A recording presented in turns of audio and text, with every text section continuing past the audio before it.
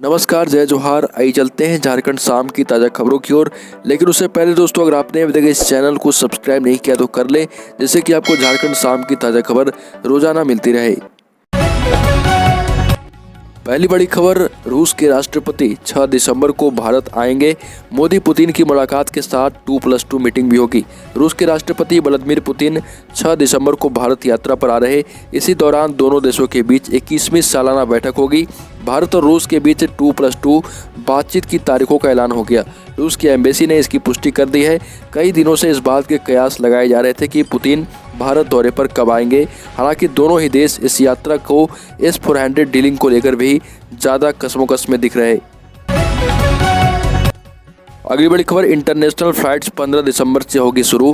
Christmas और new year देश से बाहर सेलिब्रेट करने का प्लान बना रहे लोगों के लिए गुड न्यूज़ है। दरअसल सरकार ने पूरे 633 दिनों के बैन के बाद 15 दिसंबर से इंटरनेशनल एयर ट्रैवल की इजाज़त दी। सरकार ने पिछले साल संक्रमण लॉकडाउन से 3 दिन पहले 22 मार्च को इंटरनेशनल फ्लाइट्स पर बैन लगा दिया था। अब उन देशों की हवाई यात्रा की जा सकती है जहां कोविड की स्थिति कंट्रोल में है। हालांकि 14 देशों की ट्रैवलिंग पर अभी भी प्रतिबंध जारी रहेगा। इसमें America, France, Germany, Netherland, Finland, South Africa, Brazil, चीन, मॉरिशस, सिंगापुर, बांग्लादेश और न्यूजीलैंड शामिल है। अगली खबर, राजस्थान परिवहन विभाग में 168 पदों पर निकली भर्ती। झारखंड के छात्र राजस्थान परिवहन विभाग में कर सकते हैं आवेदन। राजस्थान परिवहन विभाग में राजस्थान परिवहन अधीनस्थ सेवा के अंतर्गत मोटर वाहन उप निरीक्षक के पदों पर भर्ती के लिए राजस्थान कर्मचारी चयन बोर्ड जयपुर द्वारा विज्ञापन जारी किया गया। राज्य गैर अनुसूचित क्षेत्र के लिए 168 वैकेंसी घोषित की गई है और अनुसूचित क्षेत्रों के लिए 29 पोस्ट आरक्षित है। इन सभी पदों के लिए 7वें वेतन आयोग के पे मैट्रिक्स लेवल 10 के अनुसार मासिक सैलरी दी जाएगी। अगली खबर, झारखंड नियुक्ति नियमावली में संशोधन के खिलाफ सुनवाई के लिए झारखंड हाईकोर्ट हो गया तैयार। आपको बता दें कि प्रार्थी कुशल कुमार व रमेश हांसदा की ओर से इसको लेकर हाईकोर्ट में याचिका दाखिल की गई है। इसमें राज्य के संस्थानों से 10वीं और +2 योग्यता वाले अभ्यर्थियों को ही परीक्षा में शामिल होने की अनिवार्यता रखी गई। इसके अलावा 14 स्थानीय भाषाओं में से हिंदी और अंग्रेजी को बाहर कर दिया गया है, जबकि उर्दू, बांग्ला और उड़िया सहित 12 अन्य स्थानीय भाषाओं को रखा गया है। याचिका में कहा गया कि नई नियमावली में राज्य के संस्थानों से ही 10वीं व +2 की परीक्षा पास करने की अनिवार्य किया जाना संविधान की मूल भावना और समानता के अधिकार का उल्लंघन है। अगली बड़ी खबर, जेपीएससी पीटी एग्जाम के रिजल्ट में हुई गड़बड़ी को लेकर अब झारखंड स्टेट स्टूडेंट यूनियन के सदस्य आर पार की लड़ाई के मूड में हैं। गत दिनों न्याय गुहार यात्रा में आए छात्रों पर लाठीचार्ज और रिजल्ट को लेकर कोई ठोस परिणाम सामने नहीं आने पर इनकी नाराजगी साफ तौर पर सामने आ चुकी है। छात्र नेता मनोज यादव ने कहा कि सरकार को अब सामने आना चाहिए क्योंकि जेपीएससी पूरी तरह से दिव्यांग है और उन्होंने कट ऑफ लिस्ट में भी गड़बड़ी की है। और कहा गया कि जेपीएससी अब औपबंधिक रिजल्ट की बात कर रही है। ऐसे में सहज ही समझा जा सकता है कि जेपीएससी छात्रों के भविष्य को लेकर कितना गंभीर है।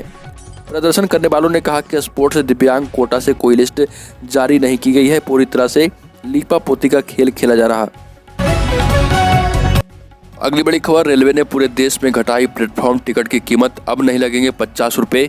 भारतीय रेलवे ने अब पूरे देश में प्लेटफॉर्म टिकट की कीमत कम करने का फैसला लिया। रेलवे का यह फैसला मध्य रेलवे के उस फैसले के बाद आया जिसमें कीमतों को 50 रुपये से घटाकर 10 रुपये कर दिया गया है। कोविड-19 महामारी के चरम के दौरान रेलवे ने भीड़ न इकट्ठा होने के मकसद से दाम बढ़ाए थे और अब इसे वापस लेने का फैसला किया गया है। प्लेटफॉर्म टिकट में वृद्धि की गई थी और कीमतें बढ़ाने के पीछे रेलवे ने तर्क दिया था कि इससे प्लेटफॉर्म पर लोगों की भीड़ इकट्ठा नहीं होगी, जिससे संक्रमण कम फैलेगा। अगली बड़ी खबर, बिहार, झारखंड, यूपी भारत के सबसे गरीब राज्य में शामिल।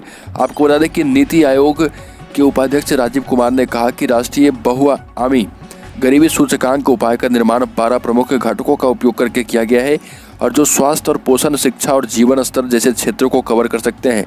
बिहार, झारखंड और उत्तर प्रदेश को सबसे गरीब राज्यों में शामिल किया गया है। सूचकांक के अनुसार बिहार की 51% जनसंख्या गरीब है। इसके बाद झारखंड का नंबर है। झारखंड में 42% की आबादी गरीब है। उत्तर प्रदेश में 37% आबादी अभी गरीब है। अगली बड़ी खबर, पूर्वी सिंहभूम के बहरागोड़ा से 425 किलो गांजा किया गया जब्त। नमक के बीच छिपाकर की जा रही थी तस्करी। आपको बता दें कि झारखंड पुलिस के साथ मिलकर नारकोटिक्स कंट्रोल ब्यूरो ने बड़ी कार्रवाई की है। झारखंड के बहरागोड़ा के रास्ते उड़ीसा से बोकारो लाए जा रहे गांजे की एक बड़ी खेप को जब्त किया गया।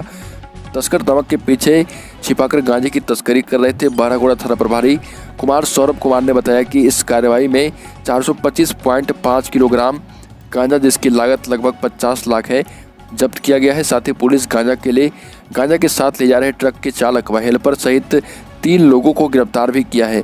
फिलहाल इनसे पूछताछ जारी है और माल के बारे में पूरी जानकारी ली जा रही।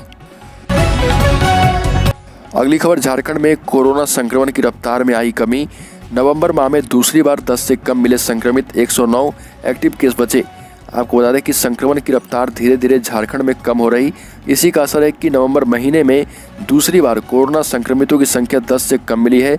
वहीं स्वस्थ होने वालों की संख्या में इजाफा हुआ है। फिलहाल राज्य में अब 109 एक्टिव केस बचे हैं। 1 नवंबर के बाद 25 नवंबर को झारखंड में कोरोना संक्रमण की संख्या 2.5 से कम हो गई है।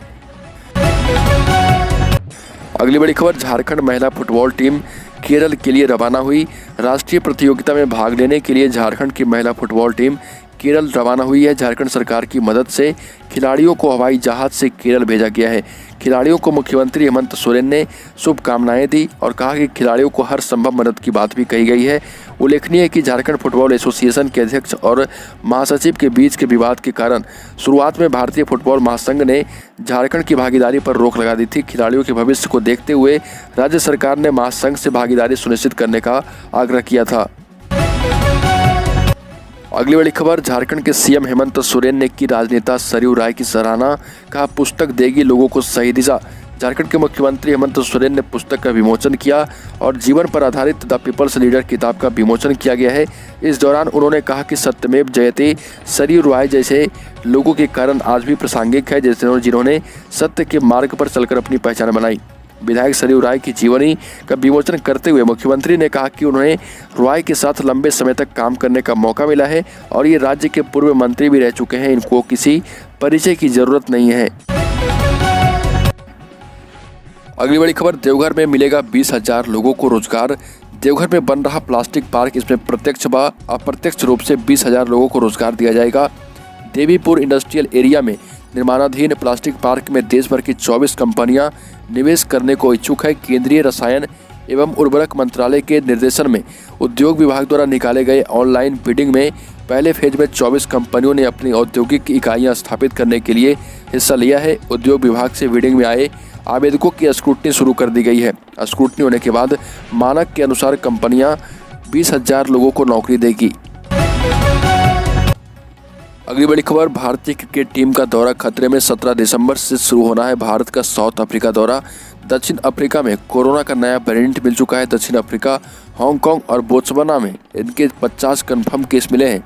भारत में अब तक इस नए वेरिएंट का कोई केस नहीं मिला है।